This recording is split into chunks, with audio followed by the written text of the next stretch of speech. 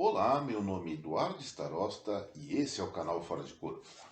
Bom, gente, hoje, dia 22 de julho, sexta-feira, então é dia de resumão semanal e depois algumas coisas mais coloquiais para inspirar a conversa no final de semana, enfim, e para não inspirar também, só para falar alguma coisa mais descontraída, não é?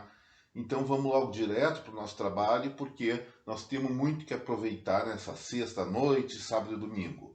Vamos embora então. Na segunda-feira, o principal destaque, foram dois destaques, afinal de contas, do Fora de Curva. O primeiro foi em relação ao IGP-10 calculado pela Fundação Getúlio Vargas. Ali se mostrou que a inflação realmente, por esse índice, ela caiu um pouquinho e teve uma curiosidade ali. Nós observamos naquele momento que, pelo índice de preço ao consumidor desse IGP-10, os combustíveis tinham caído de preço, enquanto que pelo índice de preço por atacado, ou seja, quando compra em muita quantidade, foi ao contrário, os preços subiram e de maneira bastante relevante. E por que aconteceu essa aparente contradição? Bom, na parte de preço ao consumidor, o que marcou bastante forte foi a redução, o início da incidência da redução de ICMS e outros impostos sobre gasolina e sobre etanol.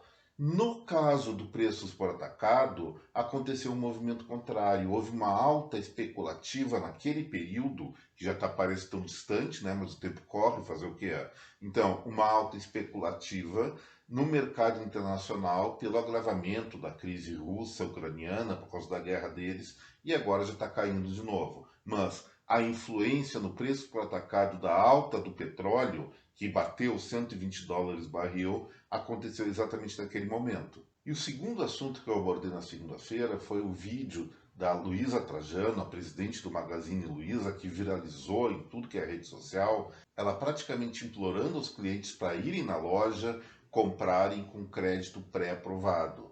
O que estava acontecendo ali? Tem várias versões, ou uma medida publicitária, diríamos assim, ou sapato apertando em algum lugar por dois motivos básicos. O primeiro é a alta da Selic, que compromete a aquisição de artigos, produtos duráveis, pelo juro do cartão, pelo juro bancário. Então a Magazine Luiza, sim, ela está oferecendo o crédito próprio no velho carnê, que deixa saudades de muitas pessoas e também muitas vezes pode ser uma boa alternativa para comprar um produto de forma mais barata.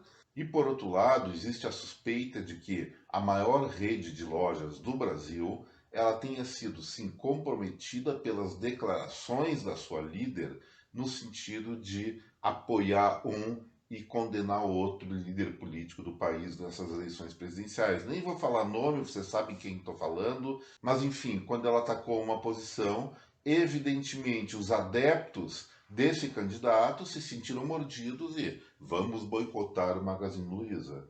E isso provavelmente tem afetado o fluxo de caixa da companhia dela. Eis aí uma boa lição para qualquer lojista, qualquer empresário. Não deixe as paixões políticas dominarem seu negócio.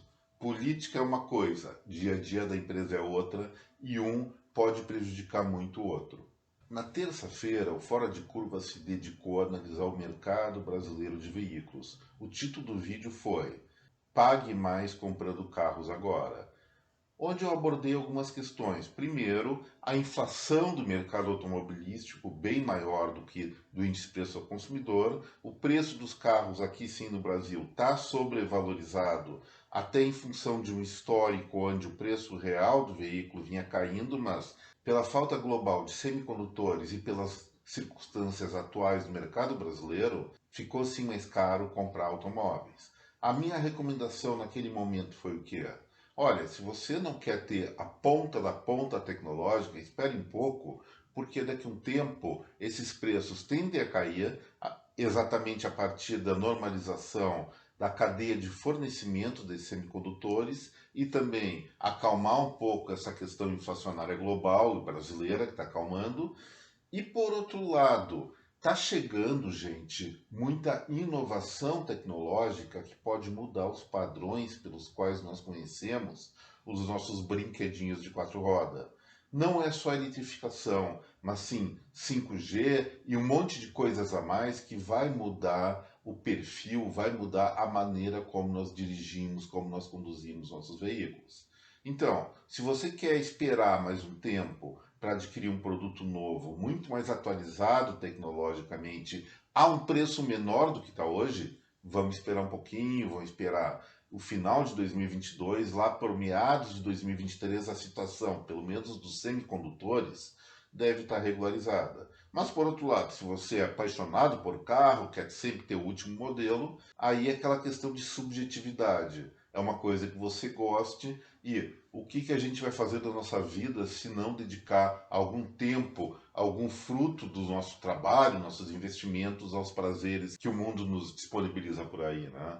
E pessoal, na quarta-feira, eu havia antecipado isso na terça, eu não fiz o fora de curva tradicional. Eu estava na estrada, na verdade, eu esperava sair de Porto Alegre quarta de manhã às 8 da manhã e realmente cumpri meu objetivo, com a expectativa de chegar aqui em São Paulo por volta das 10, 11 horas da noite. E não cumpri minha expectativa porque eu peguei uma tranqueira, pessoal.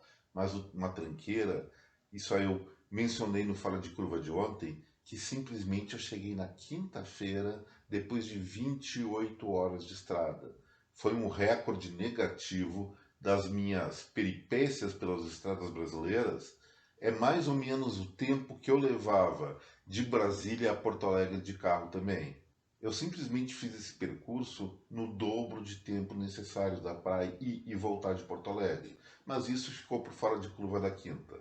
Mas na quarta-feira eu deixei alguma coisa mais coloquial para os meus espectadores, que é o Crônicas Fora de Curva, onde eu vejo algumas coisas que estão acontecendo no mundo e dou uma elaborada, diríamos assim, um pouco mais criativo, pelo menos do meu ponto de vista, sobre essas questões. Eu tratei ali de um casamento indiano que vai ser uma tristeza para o cara, um outro casamento no Havaí que foi invadido pelas águas, além de outras situações da vida real que, quando a gente observa sob um outro ângulo, dá um pouquinho mais de graça à vida do mundo inteiro, não é? E na quinta-feira, gente, o que aconteceu?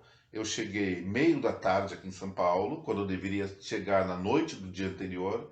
Estava muito cansado, mas não poderia trair vocês sem um vídeo do dia que eu havia dito que ia acontecer. Abordei dois assuntos. Primeiro, o que aconteceu, a nhaca que aconteceu na rodovia Regis Bittencourt, especialmente no trecho iniciando na fronteira do Paraná com São Paulo e chegando até a capital paulista, onde houve muita tranqueira, onde eu fiquei parado total pelo menos 7 horas ou 8 horas, não me lembro direito, em dois pontos da estrada, e a administração da rodovia, que é privatizada, não avisou o que estava acontecendo, pelo menos da devida forma, para as pessoas que estavam trafegando e que poderiam, devidamente avisados, passar pelo desconforto que eu e minha filha passamos. O site da concessionária dizia que o trânsito fluía normalmente, o que era mentira. Se eles quiserem me processar, me processem, porque eu estava lá, fiquei várias horas preso porque eles mentiram para o seu público. E isso não se faz, isso é errado. Espero que eles sejam devidamente multados pelo órgão regulador. Também na quinta-feira, o que deveria ser o principal destaque do dia foi a alta da arrecadação federal de 18% no mês de junho, agora de 2022, frente ao mesmo período de 2021. Realmente, a arrecadação de impostos cresceu de uma maneira muito elevada, acima de quaisquer expectativas, e isso num contexto dentro do qual vários impostos federais, como IPI e Imposto de Importação, vêm sendo derrubados pelo Ministério da Economia. Ou seja, a carga tributária cai e a arrecadação cresce. Isso só pode significar uma coisa: a economia brasileira está gerando mais recursos, gera mais impostos. Simplesmente isso é uma boa notícia. Então, posso admitir já, o Brasil fecha o primeiro semestre de 2022, dado esse dado da carga fiscal, da arrecadação tributária, aliás, com o PIB bem positivo. Nada vai derrubar o produto interno bruto do Brasil até o final do ano para patamares negativos, e eu confirmo e reforço minha aposta. Nós vamos ter uma riqueza aqui no nosso país crescendo acima de 2,5% no final de 2022. O pessoal lá do Boletim Focus está começando a chegar pertinho disso, mas eles estão elevando muito devagar, porque eles querem se mostrar pessimistas, porque o pessimismo no PIB, especialmente o pessimismo na inflação, pressiona o Banco Central a subir mais os juros, e é isso que eles querem. Não vamos entrar nessa furada. A economia brasileira, por enquanto, ela vai muito bem na maior parte dos segmentos, tem sim problemas no consumo, tem problemas na questão da casa própria, na construção civil, em função da Selic elevada, só isso. A inflação no Brasil está sob controle, evidentemente nós herdamos ou nós recebemos influência global sobre o que está acontecendo, não só no petróleo, mas também em commodities alimentares, mas isso é o mundo inteiro e nós não somos diferentes do mundo e somos sim influenciados por eles. Dentro da economia brasileira, os fundamentos, pelo que eu tenho analisado, estão todos corretos, a não ser essa questão que nós temos aqui, o juro básico mais alto do mundo, e isso tem que ser revertido o quanto antes para que nós tenhamos um 2023 até bem melhor que 2022, contrariando as expectativas daqueles analistas de plantão, que são os inimigos aqui de Fora de Curva. E agora, gente, na sexta-feira, aqui eu quero falar com vocês é a respeito da Itapemirim, a grande empresa de ônibus que virou uma aérea depois e agora, surpreendendo a muitas pessoas, pediu falência ou teve seu pedido de falência solicitado. E aí eu quero comentar uma coisa a respeito disso. Eu tive a honra de conhecer no início dos anos 90 o Camilo Colla, hoje falecido. Ele já tinha uma idade avançada na época e preservava uma gestão familiar e pulso firme para gerir a maior empresa de transporte rodoviário do país. O que aconteceu na Itapemirim, pessoal, para chegar dessa pujança toda a uma massa falida? Eu chamo a atenção especialmente daquelas pessoas cujas empresas estão começando a crescer muito ou vêm numa rota de crescimento e aí vem aquele desafio daquelas máximas dos gestores. Temos que profissionalizar a empresa porque a gestão familiar não é uma coisa boa. Olha, eu vou dizer o seguinte, eu já vi muito modismo na questão de gestão. Lá nos anos 80, 90, se falava na tal da reengenharia, que nada mais era do que demitir o que se pudesse demitir de funcionários, abusar da produtividade daqueles que permaneciam no emprego até que eles chegassem num grau tão grande de estresse que teria que se recontratar novamente todo mundo. E acabava a reengenharia, levando a cultura de uma organização simplesmente aos pandarecos. E aí, pessoal, vamos tomar cuidado. Por favor, não entre nessa conversa de que os métodos modernos simplesmente condenam tudo que você fez e deu certo até agora. Lógico, aperfeiçoamento é sempre uma possibilidade. Mas você tem uma cultura na sua empresa. E essa cultura que você formou, ela é importante, ela dá consistência, ela dá os princípios, as bases filosóficas para o seu negócio operar e operar com sucesso. Então vai chegar qualquer consultor aí e dizer, não, mas isso aí está fora de moda, essa questão de gestão familiar não serve mais. Olha, serve sim. Vamos ver que as maiores empresas que estão se criando agora no nosso planeta, e sempre foi assim, elas não são vinculadas a uma organização acéfala, a uma organização sem um DNA humano bem definido. Olha a Tesla e a SpaceX junto, vamos olhar a Amazon, vamos ver a própria Microsoft, vamos olhar várias outras empresas que são os maiores expoentes globais da modernidade. Essas companhias, elas têm sim o braço forte e definidor dos seus fundadores. Evidentemente, se os herdeiros desses pioneiros não levarem jeito para a coisa, profissionaliza ou vende.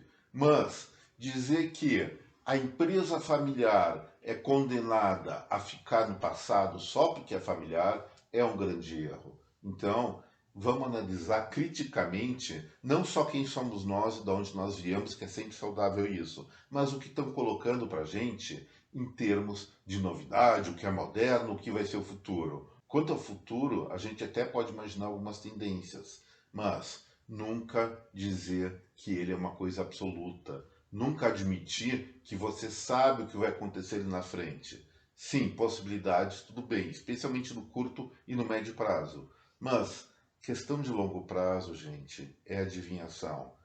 O mundo está mudando a toda hora e o que eu vejo no longo prazo, gente, quem sobrevive, quem prospera, é quem mantém seus princípios originais do que fez e para onde vai.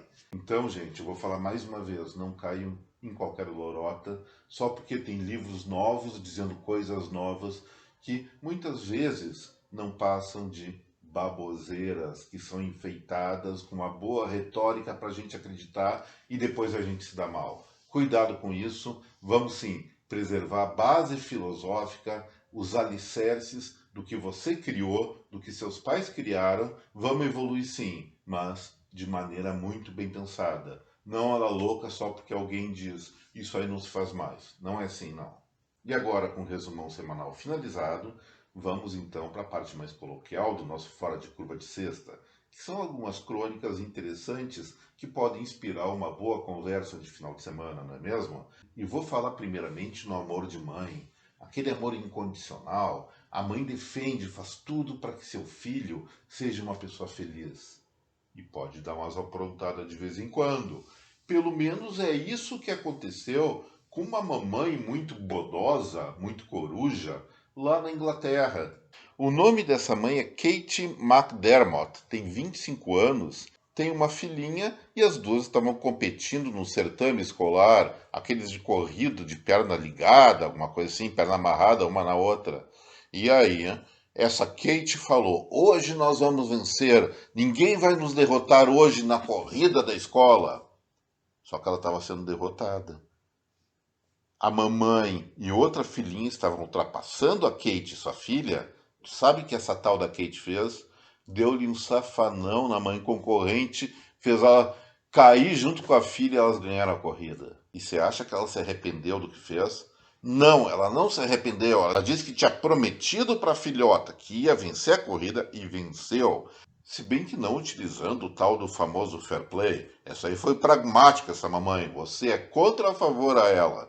Será que, se você prometesse para sua filha ou seu filho uma vitória desse tipo, não faria igual que ela fez? Mas aí, gente, tem moleque que é endiabrado mesmo, tem moleque que apronta.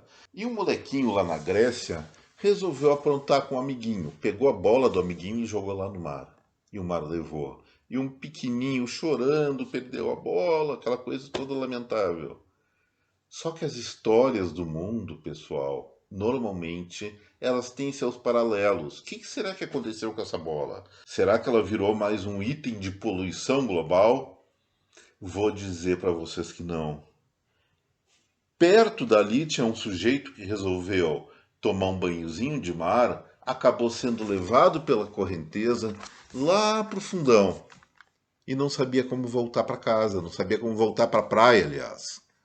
Estava exausto, de repente se deparou com essa bola. E essa bola, que flutuava bem, evidentemente, evitou que o sujeito chegasse ao ponto de exaustão, que iria se afogar até o resgate pegar ele. Então, o moleque malvado, aquele que jogou a bola do amiguinho fora, acabou salvando uma vida. Então, deviam aplaudir ou dar um puxão de orelha nessa criança aí. E agora, para finalizar o Fora de Curva de hoje, pessoal, eu não vou falar sobre crianças, não vou falar sobre animais. Vou comentar sobre um caso de polícia que saiu fora do controle. Estamos na Colômbia. O nome da cidade Belo. Não sei se é uma bela cidade, mas o nome é Belo mesmo. O que aconteceu lá? A polícia colombiana, no seu combate ao tráfico de drogas, abriu duas casas que provavelmente tenha recebido denúncia anônima sobre elas e apreendeu uma grande quantidade do que eles chamam lá de marihuana, a maconha nossa. E, como bons policiais, o que eles fizeram? Foram dar um fim aos barburéticos ou barbitúricos, chama como você quiser. Só que a opção que eles usaram para acabar com uma grande quantidade de drogas gerou seus efeitos, diríamos assim, colaterais. Fizeram uma fogueira, jogaram toda a erva lá para dentro e a erva estava verdinha, ainda gerou fumaça. E a fumaça da erva, ao invés de subir ao céu, se dissiparam sem efeito nenhum. Não, essa fumaça, ela tomou consciência de quem era e resolveu aprontar com os habitantes lá de Belo. Ela se organizou e realmente as condições climáticas ou a intenção daquela fumaça consciente fez com que o cheiro da maconha queimada, os gases da maconha queimada, simplesmente invadisse a cidadezinha e tornasse todo habitante de Belo um drogado. Simplesmente atingiu toda a população e toda a população ficou lá, segundo falaram, numa buena, com senso de humor alterado, meio grogue, meio tonto, com apetite elevado, todos esses efeitos que falam a respeito da maldita maconha. Então, pessoal, isso é um recado para a polícia. Se quer acabar com a maconha, dá um jeito diferente. Queimar perto de cidades, vocês vão botar na vida criminal, sem querer, centenas, milhares ou dezenas de milhares de pessoas. Então vamos tomar cuidado com o que se aprende e onde se aprende as coisas e onde vai se jogar essa apreensão. E com essa, gente, e desejando aos habitantes de Belo um rápido retorno às suas viagens psicodélicas, eu finalizo hoje aqui o Fora de Curva de Sexta, desejando a todos vocês um baita do final de semana. Aproveitem bem, porque sempre como eu digo, segunda-feira a encrenca toda começa de novo e nós temos que estar preparados, descansados para enfrentar o que der e vier, e sempre vem coisa nova. Então, gente, mais uma vez, muito obrigado pela atenção, um baita de um final de semana a cada um de vocês, um forte abraço, nos vemos na segunda-feira, tchau!